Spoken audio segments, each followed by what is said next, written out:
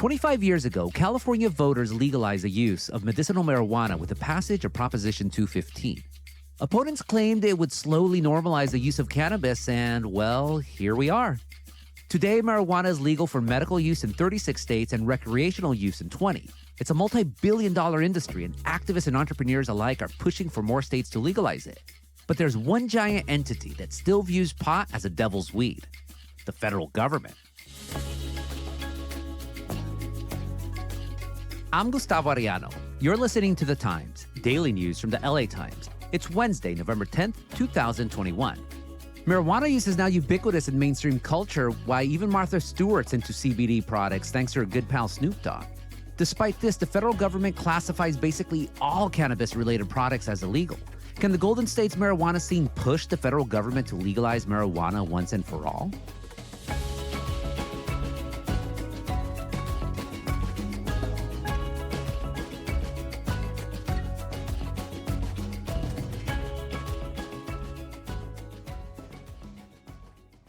Evan Halper is a national reporter for the LA Times. In previous episodes, he's explained how California policies around hydrogen fuel and equity in boardrooms have influenced national policy.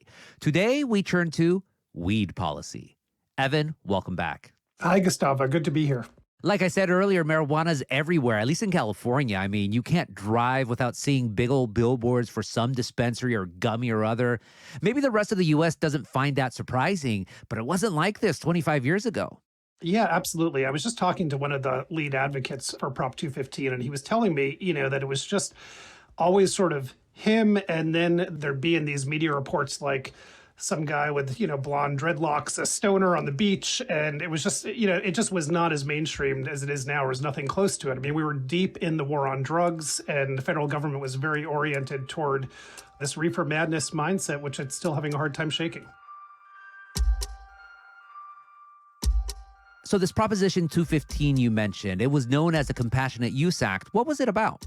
When California passed the first medical marijuana law, or the first legalization anywhere, it was very much an illegal substance. It was, the federal government immediately warned it was going to start cracking down, warned doctors that it may arrest them if they talk about weed with their patients.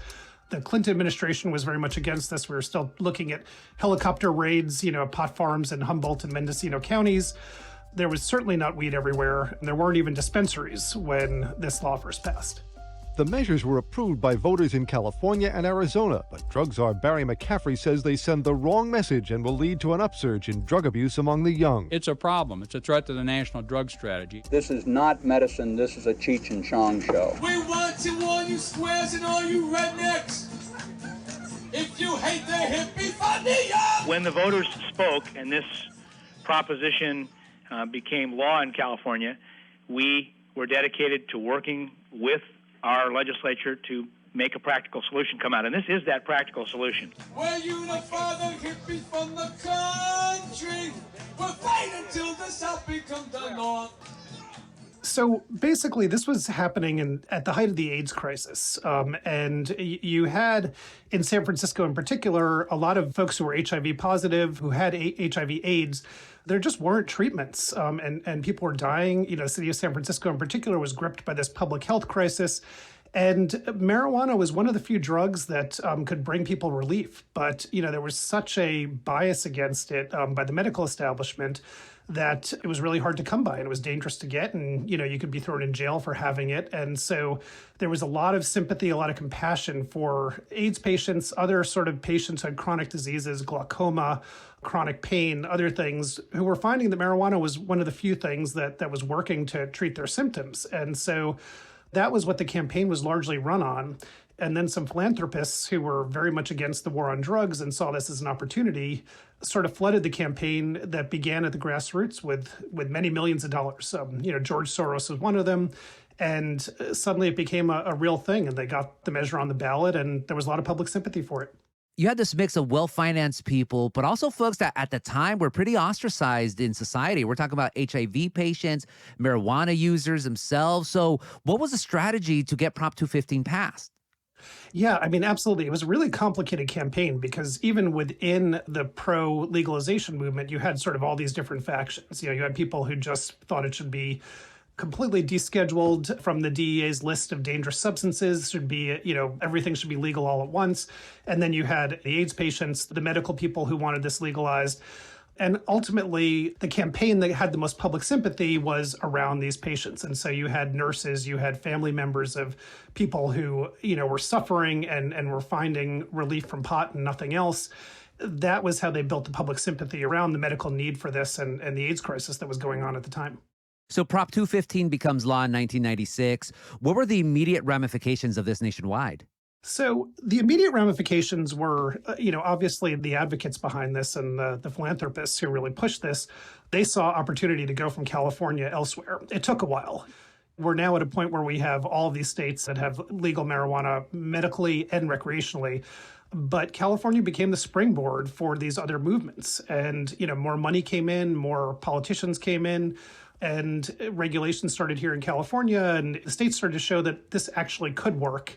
Set a model. It had a lot of problems along the way. There's no question about that. But, it also created this cannabis industry. I mean, it took a while. So it wasn't until 2012 that recreational use became legal in Colorado. They took the first plunge. But then obviously a whole bunch of states followed. We now have 20 states where it's legal in some form recreationally. So a lot has happened since 1996. We'll be back after this break.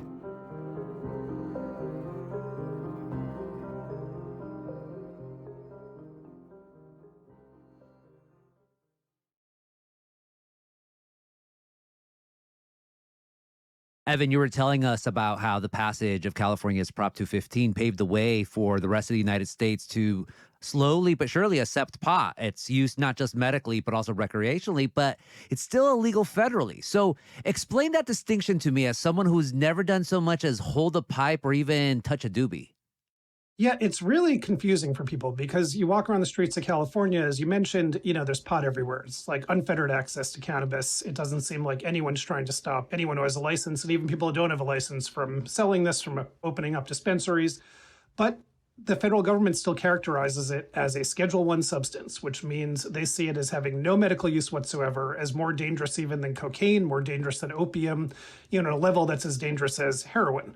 So what that means is that if you want to use marijuana medically, you're going to find that you'll have your bud tender will be able to tell you, anything they know about, okay, this is how you can use this is how this is going to work, this is the ailment it's going to treat. But the amount of research that's being done has really been inhibited because while this is a Schedule I substance and while the federal government is saying there's no medical use, it limits the kind of research that can be done with the FDA's approval.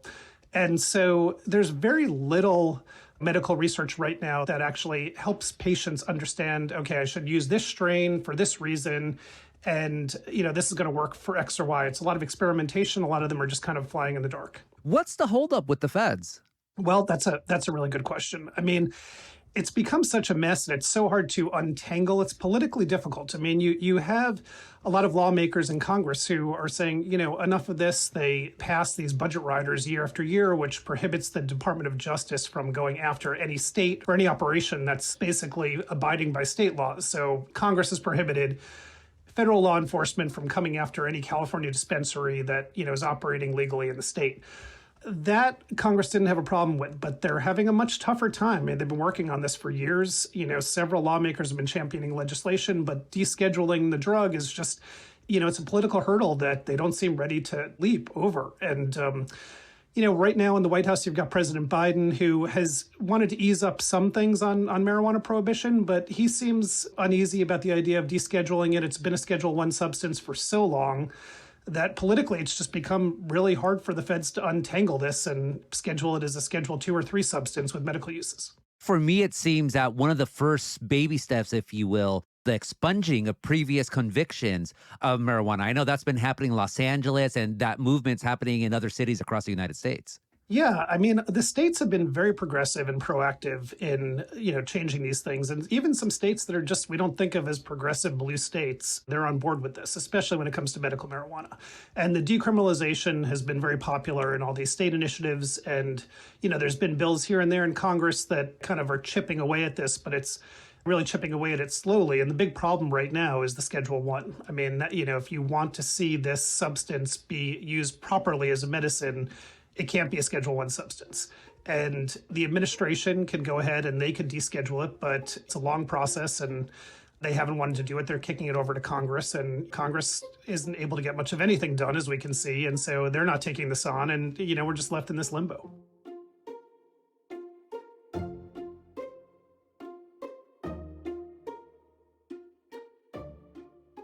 So you have this bifurcated world. Marijuana is legal in some states, but still illegal federally. How does this then affect the medical marijuana industry, or specifically any research into that?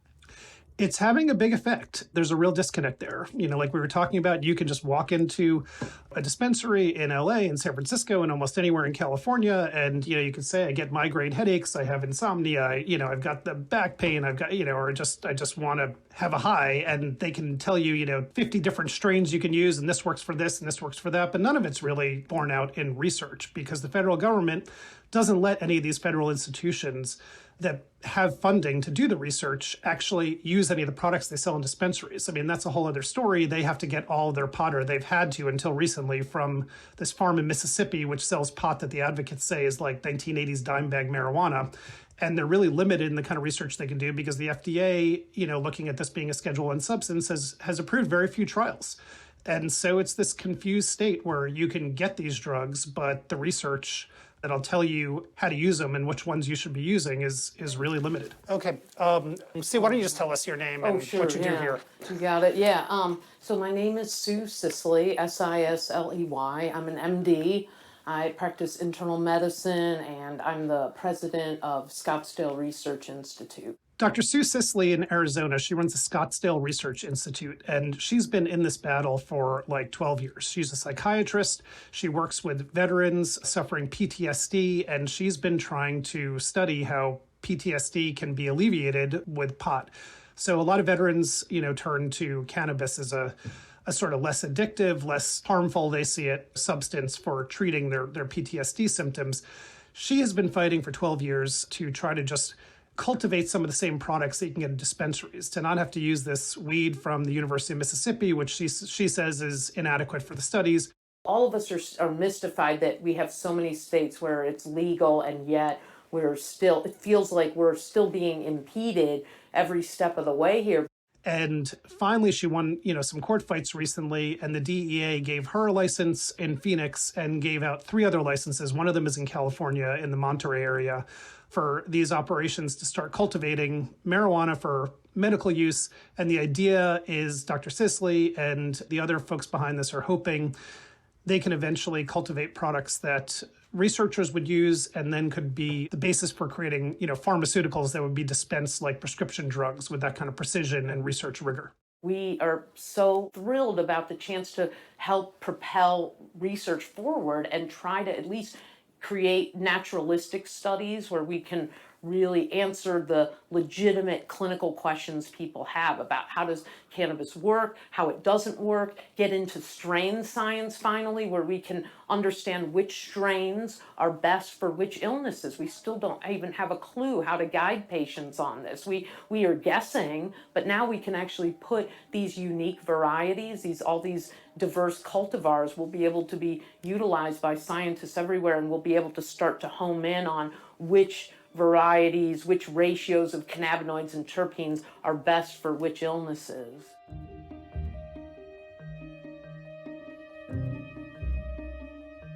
So these researchers are being stonewalled in their research with medicinal marijuana. What are they saying is the cost? Like, what do we lose if they cannot do this research? Well, one of the advocates that we interviewed sort of put it best. He said, people go, they're looking for help for how this medicine can help them with their ailments. And often all they have to go on is a conversation with their bud tender, who could be some 24-year-old kid who doesn't really know much about medical science, is not a doctor. And were this research not stymied, people could actually be having informed conversations with their doctor, with the doctors actually having a lot of information about what strains work and how they work beyond just the doctor saying, okay, I'm going to write you this license, go try it, see what you can figure out. So then we go back to 1996, Proposition 215 in California. Back then, as you said, there was some funders who gave money, and then mostly though was grassroots. Now there's huge money behind marijuana, multi-billion-dollar investors. You have researchers who want to do stuff, and also just the public at large. So do activists think that the fight to federally legalize it is going to be easier than maybe it was 25 years ago in California? Oh yeah, absolutely. There's a sense that federal legalization is inevitable, and it's like, what's the holdup? The states have come this far. The federal government's not going to be able to bust all these states at this point, and all they're doing by keeping it as a Schedule I substance is just making this confused policy, which is probably creating a more dangerous situation for users of marijuana than if the federal government would just get on board. One other thing I should add about the proliferation of all this money and venture capital and into the weed industry is that it's created this complicated tension where you have, this has always been a mom and pop business and a largely minority run business, for years and years. And now that it's been legalized, there's a bunch of regulations. It's expensive to get into and to follow all the regulations. And, if you want to do banking, you have to go to these special banks because there are federal rules that prohibit any kind of banking with marijuana. And so what's happening is, a lot of minority business owners are getting pushed out of this industry that, is finally legal and they're finally operating above board, but now they can't afford it. And then finally, Evan, the people who were there pushing for Prop 215 25 years ago, what do they think about what their ballot measure uncorked? So obviously, there is some pride there that they sort of unleashed legalization in all these other states and led a path toward federal legalization. There seemed to be some frustration in some big marijuana events I've gone to that it's become such a gravy train. It's become a venture capital thing, that all these people are making money off of it. I mean, this is a movement that started with people who are sick and trying to help people who are sick. And it's become this kind of really big money thing. And there's some frustration among the original organizers that all these people who are, cashing in and getting in the industry and making a fortune on marijuana are not really participating in the movement. They're about the money and not about helping people. And so there's that tension there. Evan, thank you so much for this interview. Thank you so much, Gustavo.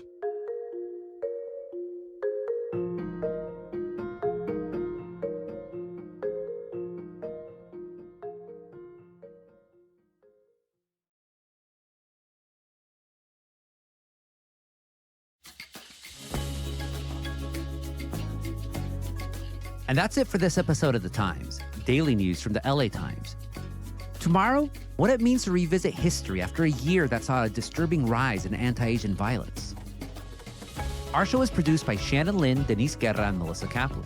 Our engineer is Mario Diaz. Our editors are Shani Hilton and Lauren Rabb, and our theme music is by Andrew Eapen. Like what you're listening to? Then make sure to follow The Times on whatever platform you use. Don't make us the Puccia Podcasts. I'm Gustavo Arellano. We'll be back tomorrow with all the news and desmadre. Gracias.